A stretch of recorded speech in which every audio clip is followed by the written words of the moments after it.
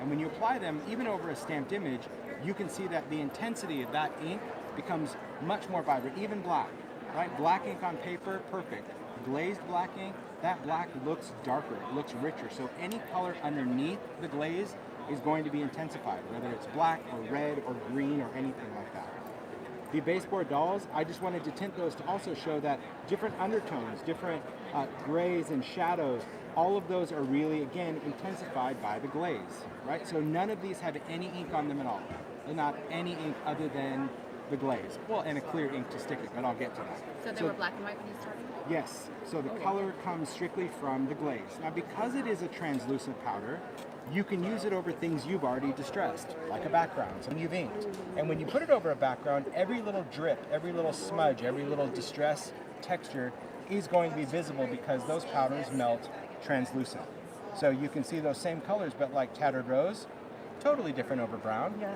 And so the layering possibilities are endless because when you put Tattered Rose, you can put Tattered Rose over brown, Tattered Rose over red, which creates a really unique kind of a worn color. So it doesn't always have to be over white. It doesn't always have to be over something totally clean. It could be however you want to tint them. Now when you use the glaze, it is an embossing powder, so you need something to stick down. Now these powders, because they are not a fine powder, but they're also not a standard powder, they're kind of right in the middle, I wanted something that would have a very quick melting point, but also give me a little bit of texture on there. So you can use embossing ink. We've had a distress embossing ink pad for years. You can use embossing pens. Now, we have these as part of the distress line, but there's nothing different. If you already have an embossing pen, there's nothing special about these other than they're part of the distress line. But I like an embossing pen because that's what's going to give me control over the ink. This is a clear pen that will allow me to go over a baseboard doll or a paper doll and add color. Just take this and add my clear ink, and you can see just where it goes, just from the shine, the reflection. It's a very wet ink, so I could say, oh, I want the skirt this color, the top this color. You do whatever you want, and I'll demo these in just a second. But the other thing that I really wanted was a way that I could apply this ink to a larger surface, and that's why I wanted to do a dabber. Now, there's a lot of embossing ink dabbers. Ranger has one that is foam. You have to be careful if you're going to use glazes on a mixed media application, right? So, for example, this is glazed. This is simply just an ideology clip, just silver. This is what it looks like with hickory smoke glaze over the top of it. Wow. Totally changes it. But because we need that powder to stick, if you put too much ink on it, like let's say you took an ink pad and squished it on there, this embossing ink is a glycerin-based ink. It's very, excuse me one second.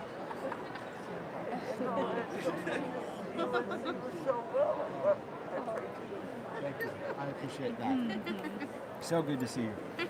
So the ink, if you put too much ink on metal and it's glycerin, even though the powder will stick and you melt it, once it cools, it's going to fall off. It's going to chip because the metal and that plastic, which is the embossing powder, has that oil still in it. And that's why I wanted a way to put a very thin layer of embossing ink. And the dabber can be used for stamps. So if you have big background stamps, all you do is dab it down. You can see there's plenty of ink on there. It's not a squeezy. You don't need to squeeze it. Dab it down and simply spread that ink out. So that's going to give me that really thin layer of embossing ink, and the powder will stick to it. And you can use it with any embossing powders. So I can use the dabber to create kind of a distressed edge, right? If I just want to go up the paper or go around the edge of something or go on a piece of chipboard. It doesn't have to be with the glaze. You can use it with metallic powder. I can put it on a stamp. I can put it on wood. I can put it on metal and then still go with my fingers and move it around. But this to me is an easy way to control how much ink goes onto a surface. So that's really why I did a dabber. In addition to using it on all these surfaces, we can use it with a stamped image. Now a stamped image, this happens to be the weathered wood glaze, but because these are translucent, that color of glaze is totally different over cracked pistachio than it is over faded jeans, than it is over dusty Concord, than it is over rusty hinge. Same color, but because it's affected by what's underneath, that's what makes it like unpredictable in a sense, which I really like. This just shows a comparison of what does it look like over oxide. Well, this is just clear embossing powder. It doesn't do anything. You'd think it'd be like, ooh, it's going to be exciting, and it's like, no. This is glaze over oxide. So because it's a color, it's going to give it so much more depth and undertone because, again, the tinting, that color is designed to work with your distress colors. If you want to use this powder, another great way to use it is over paste, right? Over embossing paste. So we also have just a matte, let me get my texture paste. That's a matte. Matte texture paste is just a fluffy paste. This is the same texture paste that's been in Ranger's line. They just added it to the Distress line, both matte and crackle. So if you already have the Ranger one in your shop, you could either keep that or go to Distress. They put it in Distress because most people that use these pastes use it with distressing. So it just made more sense to say, okay. I also wanted to put it in a smaller jar because I think even today's maker, they're like, we want a big jar or whatever. It's like, it's going to be dried up before you use it. So let's just get back down to like portion control. So the great thing about this is when you apply it, you can apply the paste through a stencil. While the paste is wet, you just go in with your glazes, sprinkle on your colors. So I just sprinkled some broken china, a little bit of peeled paint, a little cracked pistachio. I just kind of tapped underneath to move the powders around, and then I melted it. And so not only does it give it that great shine, almost like ceramic, but now I've got brighter colors because it is translucent, but the paste started out white. That's beautiful. So translucent over white makes my colors brighter than translucent over brown. So that's what I was saying, like you really get to decide how do I want this to look based on how am I putting it, right? What am I putting it over or under? Another cool way to use the glaze is just use it in a very distressed way. Oh. We can take a background. Let's see if I have here's a background right here. And maybe I just want to add some, we'll add some brown. Well, brown's my friend. I do like brown. No. I can't control it. Yeah. Brown is my happy place, but I do use other colors. Hey, for my designer project, I used all 64 colors because I chose 5 different people knowing one of those people were going to use brown. That was Zoe. I was like, she's going to do brown. But everyone else, I'm like, Paula will do something vintage, Emma's going to do something flowery, Stacy's. They all turned into brown projects. I'm like, people, like, I was counting on color. Yeah, but Jennifer McGuire, she stayed true. She's like, all the colors. So I'm like, what am I going to do? So I'm like, I'll shock everyone. I won't use brown, but I will, but I'll use all the other colors. So what I'm going to do with this is just a tag that I've already inked or oxide. But the great thing about this powder that a lot of people don't realize is I can just take some water, whether I want to do that, and I can flick some water on there, and I can just go in and emboss with water, right? So I can just take this, put it right over the water. So whether I missed it or flicked it on, That is cool. and then I can emboss it. So that powder is fine enough that it will even stick to water. So whether I missed it or put it to a stencil, but this is what's giving me that really great kind of, let me turn on some juice. I'll be back.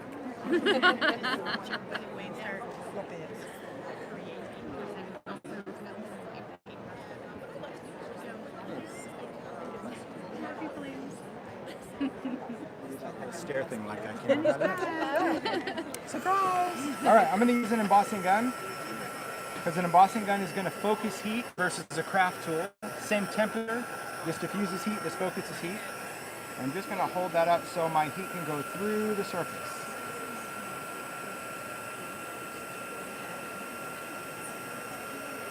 And normally when you do this, you want to do it right away. But we'll see how bad. It's still doing it. Perfect.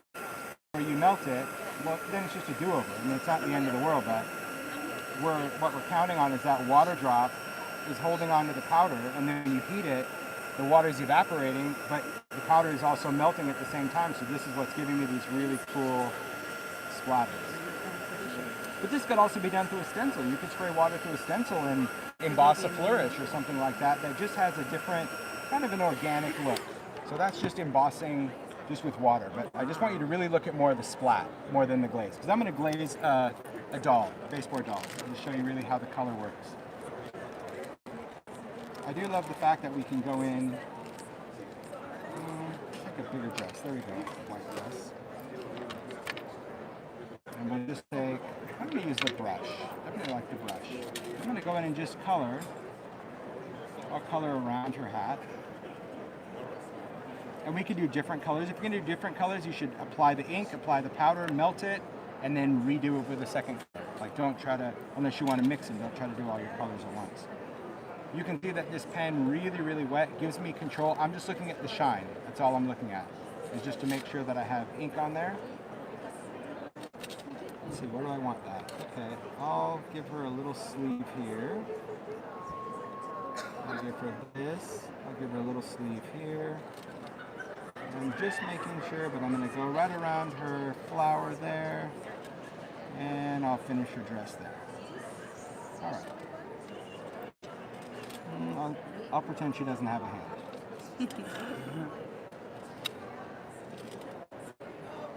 Okay.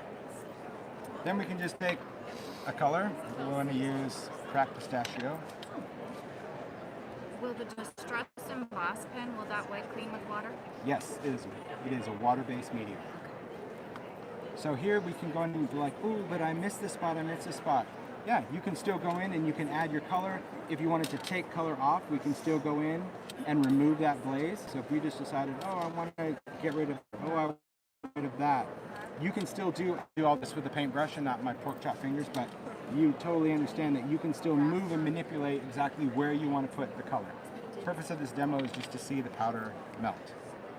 Because one of the things that is important to remember, especially when we're working with the glaze, is that the color is designed to match when it melts. Because right now it's really vibrant, it's still intense, and we don't have that translucent factor. And you just hold this up, and you see right when that color melts. Now you can layer this, so after this melts, we could either add more powder, we can add more ink, we can use distress ink, we could use oxide, we can really use any of those things over the top. And we're just getting that translucent color. You can still see that all of your details show up. So if you're like, okay, now I want to go in, I want to fill in that spot, do it. Put a little pen, put the glaze, color it. I want to do the hat. Okay, now I want to do the hat pink. Put that pen in there, use that pink glaze, do that. Or you can go in with crayon, ink, whatever.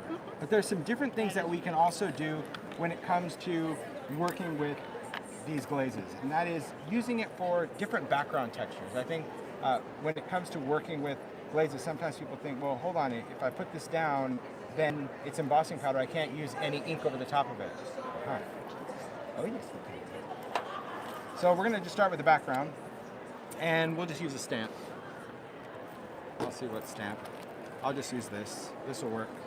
And you can tell I take really important care of everything that I have here. That's just how it is. We'll take this big giant flourish. That'll be nice. And I'll take some archival. Take a little black soot. Just ink this up. And this is just going to show you how the glaze looks over a stamped image, because I think that's really important. So archival is a permanent ink. Distress archival is just the distress colors. Archival. Just like home. No. Someone else's carpet, not mine. And we're just going to stamp. Just give it some good pressure. All right. Wipe that off while it's wet. Clean enough. If you were going to clean your stamp, archival cleaner will take it right off. Really, it'll take it right back to order. So we just want to dry this. Archival usually takes, I'd say 3 to 5 minutes to dry. It's an oil-based ink. I like stamping with it because it has so much great detail, especially like on something like this, an engraving. You can see all those little lines in that flourish, all the detail. That's just what I like about using archival. I mean, I know there's a lot of other inks out there. There's just different. There's solvent inks, you know, so I always just tell people, use what you like. You know, if you're like, oh, I love VersaFine, great, or StazOn. Just use what you're really comfortable stamping with, because at the end of the day, if you're not comfortable with how that ink works, you're not going to get great results. I just love archival because I know that every little line, I'm going to be able to see it. So now we'll go in with some glaze. So I'm going to take my embossing dabber. I'm just going to dab this down. Just going to kind of swipe over the top. And I'll just go over part of it. I don't need to go over the whole tag. Okay, just give it some really, just kind of haphazard look on there. And let's do a little weathered wood. All right. I love this color. It's kind of this bluish, grayish good. All right, placing that on. I just like to use the jar just to tap that off. But see all those little swipes from that dabber? So even right there, just that faint little bit is enough to make that powder stick. Put this back. Cap this up. And we're going to emboss. Now remember, embossing powder is plastic. That's what it is. So when it melts, technically whatever is underneath is going to be trapped, and we would have plastic on the top. And so I'll show you how we can still use distress with it. But look at how intense that flourish is as soon as that glaze melts. See how much darker that black ink gets? It's wild. I don't even understand how it's possible, but that's what's happening. And you just, if you hold your paper up, so if you have very sensitive fingers, just get a wooden clothespin for this. But if you can hold your paper off of the surface when you're embossing, any kind of embossing, it does two things. One, it's going to emboss half the time because my heat can go through my paper, and that's what's melting my powder almost instantly. And two, you can see that my paper is staying relatively flat. If your cards curl when you're embossing, that's because heat rises. So if you have this on the table and you're embossing, the heat is coming up from your paper, and that's what's turning your card like this, and then trying to glue it back down. So just hold it this way. Even if you're embossing up here, then you just set it down, move it, pick up the other end. So always emboss away from the hand, never towards the hand. You'll get it. All right. So now we have glaze. Beautiful. But just look at the flourish. We stamped it in the same color, but this so much more intense than how it fades out here. So now we're going to talk about inks. So let's say we wanted to use distress ink because we have it. Like, ooh, I love ink. So I'm going to take my distress ink and I'm going to go over the top of that. And that's going to work really well. But it's nice. So we're going to take our ink pad and I'm going to go over the top of this. The problem with this is that my paper, no problem. My paper is going to take the ink great, but this, nothing. It's just plastic, so my ink is not going to stick. All right, let's try another way. So what if we go in and we take oxide? You're like, ooh, okay, I know what an oxide is going to do. Well, I'll get oxide. We're going to take our fancy new distress storage tin. It is cool. It's really nice to finally have this one to market. Yes. Holds 15 ink pads. The nice thing about this, of course, each ink pad is individual, so you can easily grab it. I've done storage for quite a long time. Ironically, between all of our tins, this was the very first tin I wanted to do. And in waiting for this, we've done a mini tin, a marker tin, a crayon tin, a spray tin, an alcohol ink tin, and I'm like, hello, back to this, back to the fries. But really, the benefit of this is, I mean, distress has been out for 15 years, and so I wanted a way that if you had distress inks, you had a really nice, efficient way to store your ink pad. So one, you can grab the colors. Two, depending on when you got your distress, right? Sometimes the lids went on really tight, sometimes they snapped, other times you flipped it over and they just fell off. However that is, this tin is designed to put these ink pads in airtight, right? So however these pads go in, however this tin is changed, those lids never become loose from the base. So that insert comes up far enough that as soon as you insert your pad, it forms an airtight closure between the lid and the ink pad. You can store your inks this way, you can store them this way, if you want them flat, if you want them upside down because, I don't know, you sleep easier, you can take out the tin, the insert, flip it over, pop it back in, and you can have them upside down. I'm not sure why there's such a debate about storing your ink sideways because, like, distress has been on the market for 15 years, and if you've ever gone into a store, that's been the ink pad display for 15 years. How are they stored? On their side. Like, on their side. But if you don't want to, that's okay. Or if you live in a really humid environment and you're getting leaking out of the bottom, then just don't do it, right? The other cool thing is if you have a lot of ink pads, because it holds 15 and you might have all the colors, you have 120 ink pads to deal with, these tins, oh, it's you. I'll take it. I keep taking it off the display. It's just, I don't know if that here at Ranger, I just go and take it off the display. But this is a cool thing because you look at this, but we designed this one so they actually stack. So yeah, this has that lip and this base, so when you're using them, they'll actually stack together on your shelf. So when you're stacking them up in there, you don't have to worry about them falling over. That's a cool thing to show people. You get to see it to believe it. You say stackable, it's like, well, anything's stackable. Will it stay? Jeanette, on the computer, she prints out the colors, and we have colors right Yes, you across can have- every That one, makes so we sense. know whichever Yeah, you can see exactly what it is. And a lot You of can people label don't that. know that we have those available on our website to download. Yep. So you can Go to the label- home page, go to the bottom, organize your inks, and print off your labels. Yeah. Or just do and ink it. So oxide, because you think, okay, well dye's not going to work, so let's talk about oxide. Okay, oxide's a dye and pigment, but there's still some things that if you have little tricks on how this is going to work, it's going to make it. I'll just use those colors. That'll be good. It's going to make it more beneficial. So remember, the glaze is plastic.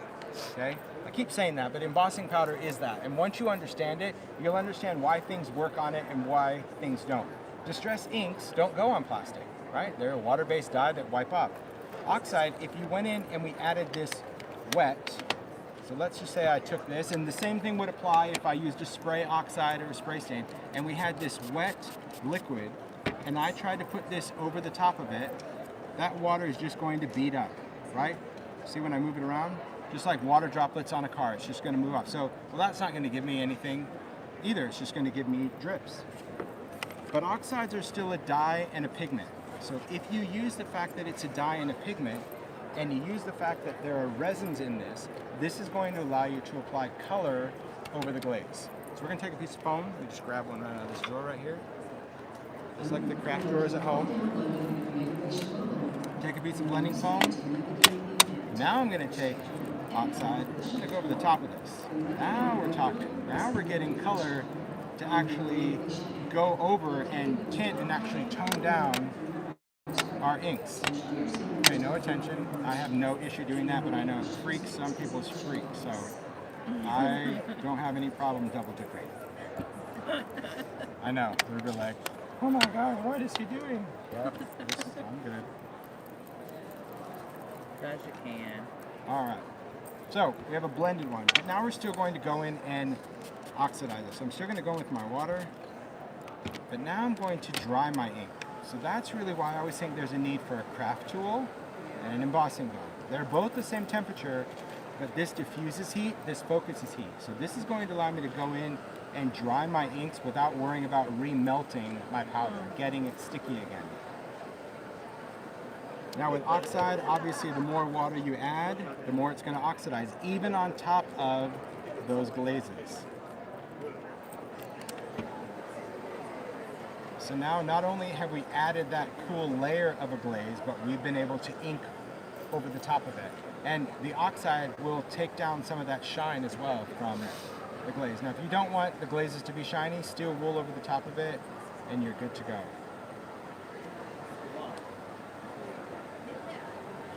Alright. Some of those little drips off. And that's our tag now. So now our tag, to me, like that one layer of glaze, because remember that was just weathered wood, but now we've got all sorts of little undertones that show up. So even though we're using the glaze as our top coat, you can still go over with oxide if you're going to blend and you're going to spray some water. You can still ink over the top of it, which is really cool. I love the effects of it. I just think there's so many different ways that we can glaze things, whether we're going to, glaze like this one. The brown. Oh, this one? Yeah, so this is just swiping it on with the dabber, embossing it, letting it dry, if you will, and start breaking it apart. If you want bigger cracks, if you throw it in the freezer, it will actually crackle more. So if you get it really cold, and then you can go in and create really nice breaks. Yeah. Yeah. Yeah, embossing powder in the freezer. It's, a little home hack. We all have that. Which is good. But yeah, I love the whole idea of just being able to glaze all different things. I mean, altering a piece of metal with some glaze, really unique wood with a glaze. I think that's what makes, just something a little bit different. Yeah, isn't that cool? Yeah. And then the numbers are steel wool. That's what kind of gave it that dull finish. No, not at So we'll go ahead and do one of these texture paste ones and just show you how we can use some different colors. So we'll take a stencil. Let's see what I have. That's pretty. I like that. That's a good one. That's cool. That's cool. They're all good. No. It's just where my idea is. Because I look at circuit, I'm like, that's not a good one for this demo. But also for me, it's like if it's in a package, it makes it a good one. If I've already opened it, I'm like, I already opened it. Already used it. Well, then I don't have to give it back. It's like, okay. Beautiful. It's when you say, can I borrow it for the show? Can I borrow that? I'm like, I used it. And they're like, oh, keep it. Oh, okay, sure. It's the same. I'm no different. I wish I had unlimited product. People think I do. I don't. Everyone's got a budget. All right. So here I'm going to take some texture paste, matte texture paste. I'm sure I have it somewhere. All right, so matte texture paste is going to be this white, fluffy stuff, okay? And the reason is because this stuff, not only is it going to dry dimensional, it's white, but it is heat stable, okay? So I'm going to take it, and I'm just going to apply it with a palette knife. And when you apply paste, you're going to pick it up on the back of your palette knife. We're just going to take any surface that we want, take your stencil, we're just going to start spreading this through the stencil. Just moving this around. Just a good rule of thumb to follow when it comes to putting paste down.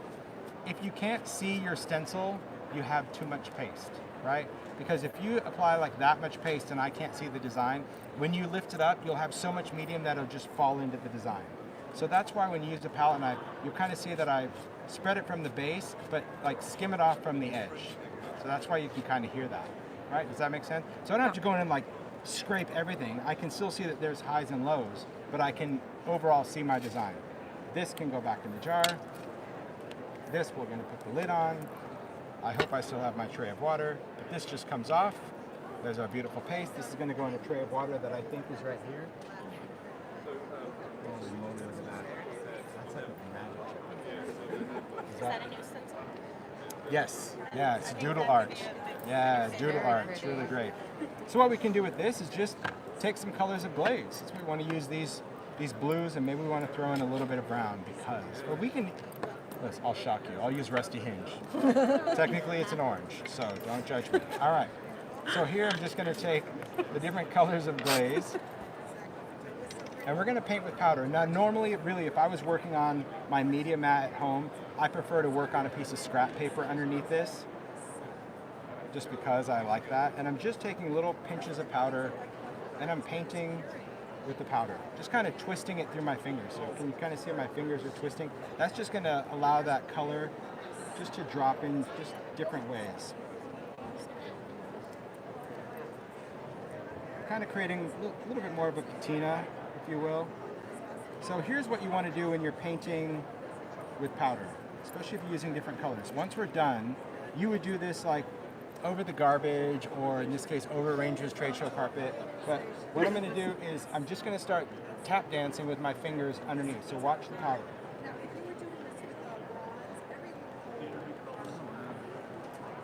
He's only doing this because he knows one of the owners loves to vacuum. Yeah, Justin loves to vacuum. But what this did is before I melt it, like look at the powder. I'll go around to each camera so you can see. You can see that it's more speckly, if you will. If I were to paint with powder and pick up my piece and tip it, whatever color was on the top would just dominate everything.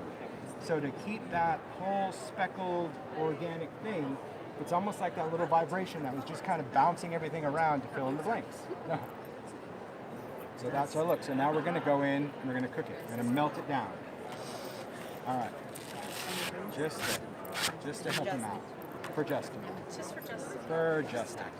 Yeah. No, I will say, I live up in Prescott. I live here in Arizona, and I used to have carpet in my studio, and I was this guy. Because I'm like, I'll just vacuum it. It doesn't matter. But you do that for many years, and it doesn't matter how much you vacuum. Eventually, it gets in there. And the sun sets right in my back studio window, and this was years later, but I was walking, I'm like, what is on this carpet? Like, and I went down. It literally embossed this like line right where it came in the window, like over time with the sunset, and just cooked it right in the carpet. So it was like the speed bump, and I'm like, okay, don't do that. So I mean, I just put in laminate floors, but still, I'm like, yeah, not gonna leave it on there. Yeah, so now I'll just vacuum it up. Oh, hey. One of the glitter vacuums that comes in the ceiling. That's just what I said. I'm like, I need like a little shop vac that goes down. Yeah. But Mario got like one of those Dyson, whatever, cordless thing. Yeah. He loves it. That'll be what you come out with next year. A little bitty, teeny tiny temples. But I hear there's a vacuum. Doesn't We Are have some sort of glittery vacuum? Does it work? Yeah, they do. Does it work? I don't know yet. It's not released just yet. Oh man.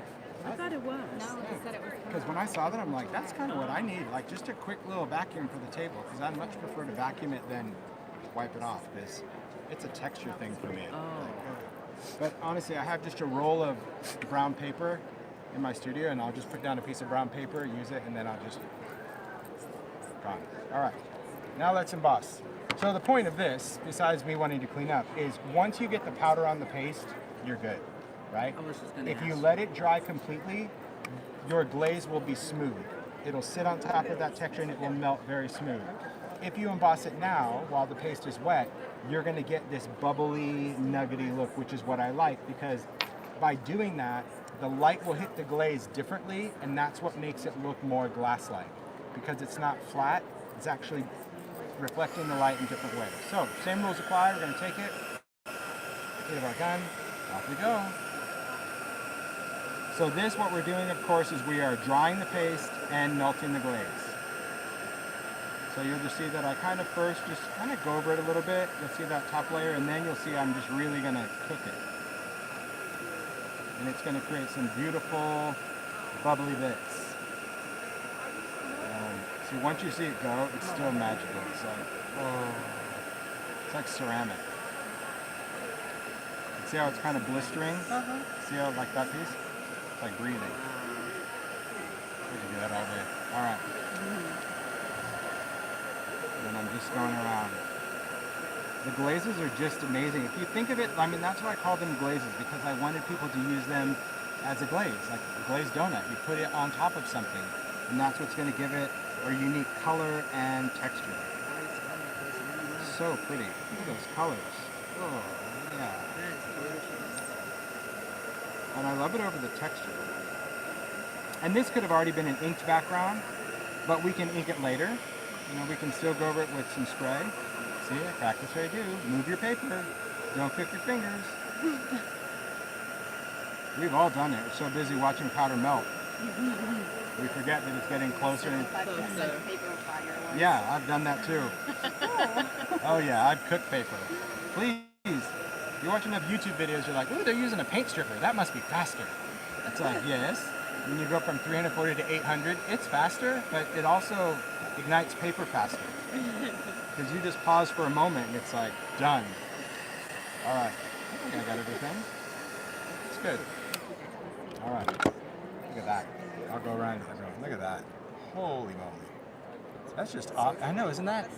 It's like ceramic. It's just crazy. I love all those little colors, but because it's translucent, you can see like where those colors kind of overlap. It completely mixes. So yes, I would do this on something. I would do it over a wood vignette box or an inked background or a canvas or anything like that. You can put that, because the paste is what's going to give you the lift, right? If you just use a stamp or go direct, yeah, the glaze will go on there like this one, but it's not going to give you nearly the texture that that's going to give you. So that's a benefit of having that textural paste on there, because you get this nuggety, yeah, it's fantastic. That's really what I'm so happy with the glazes. They're just a lot of fun. Yeah, a lot of fun. So, any questions on the glazes? No? I'm going to keep going with Distress today, because there's some other things that we did with Distress. We also did a new cracked leather cardstock. And the cracked leather cardstock was just because I wanted a different texture that I could use with die cuts, with punches, with backgrounds. When we did wood grain cardstock, people just do such great effects with wood grain. It's just a white cardstock with a wood grain already embossed in it. So when you use ink or paint, you create this effect, and that's just what cracked leather is. It's 111-pound cardstock, so it's a little thinner than watercolor, but it allows you to go and do ink blending over the top of it.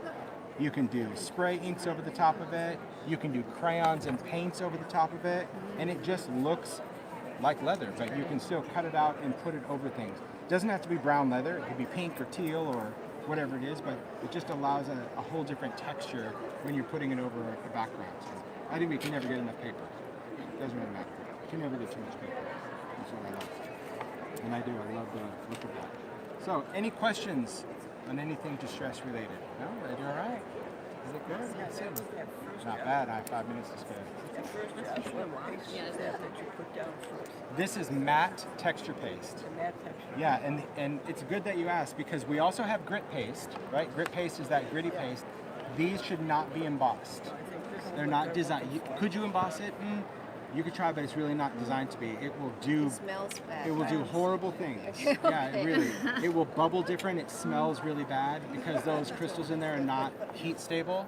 So not everything is supposed to be cooked. But this one, you can tell there was no smell. It could air dry, but I love the fact that when you heat it, you do get. I mean, you can feel it. You have just a different texture. Yeah. And it also almost kind of rounds itself because it blows up. It kind of takes that glaze and just almost brings it to the edge of it. So, yeah, it's just a regular matte texture paste that you can use for the glazes. I just think it's awesome. It's really fun.